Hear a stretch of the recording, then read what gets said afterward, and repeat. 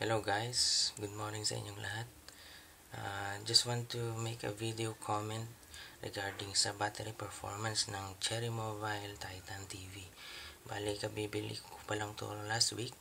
So, ibig sabihin, bagong-bago po yung baterya niya.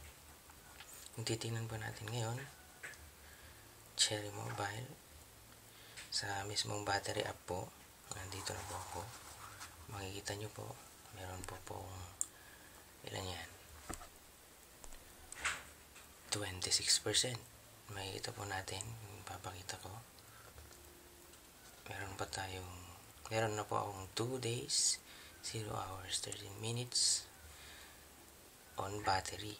Bali, itong 2 days po na to, titingnan natin, napakahaba na para sa isang battery na 2,500 mAh. Pero yung paggamit ko po nito, kung bakit pa ako umabot ng 2 days, cell standby lang naman po. Kung nakikita natin, 47% cell standby. Phone idle, 44%. Pero yung paggamit ko po ng wifi, gumamit din po naman po ako.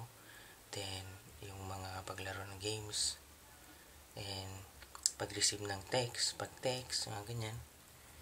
So, that's my comment about the battery performance.